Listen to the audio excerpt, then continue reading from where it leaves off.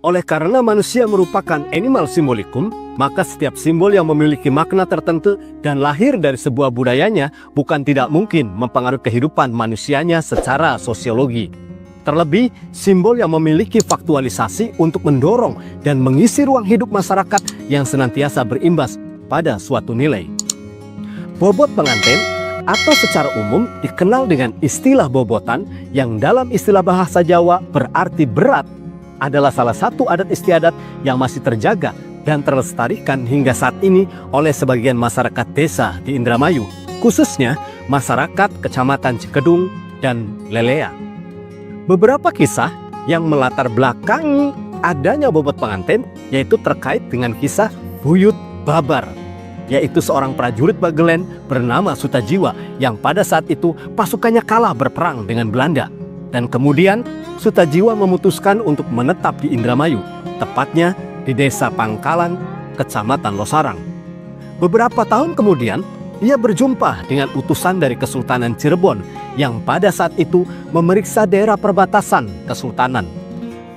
Dan karena Sutajiwa dituduh sebagai antek atau berpihak dengan kompeni Belanda, maka terjadilah pertempuran sengit yang seimbang dan berakhir dengan keduanya babar atau wafat. Ditengarai, alat timbangan yang sekarang terpakai untuk bobot pengantin terbuat dari kayu konon adalah milik Ki Buyut Babar. Sementara kepercayaan masyarakat desa Lelea adanya bobotan terkait dengan kisah Nabi Yusuf alaihi salam yang hendak ke Jawa, namun sebelumnya singgah terlebih dahulu ke Mesir. Dan karena Raja Mesir dan masyarakatnya mencintai Nabi Yusuf, maka mereka pun melarangnya pergi ke Jawa. Dan jika bersikeras pergi, Raja Mesir meminta persyaratan. Sang Nabi mesti ditimbang dengan harta kekayaan Raja Mesir. Jika beratnya seimbang, alhasil Raja Mesir pun mengizinkan Nabi Yusuf berangkat ke Jawa. Namun apapun latar belakangnya, yang jelas bobot pengantin merupakan penggambaran atau penyimbolan harapan sebuah keluarga baru agar senantiasa dalam menempuh kehidupan berumah tangga selalu diberkahi, hidup rukun dan sejahtera.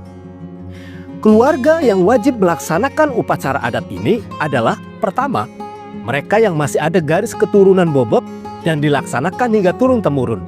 Diistilahkan oleh masyarakat setempat adalah bobot weluri atau keturunan.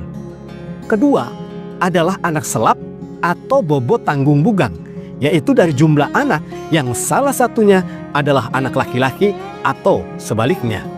Ketiga, adalah bobot tutup kendang, di mana anak pertama dan terakhir adalah perempuan atau sebaliknya.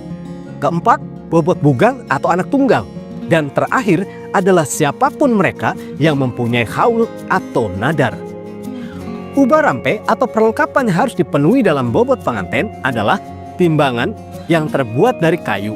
Biasanya disediakan dari pemerintah desa.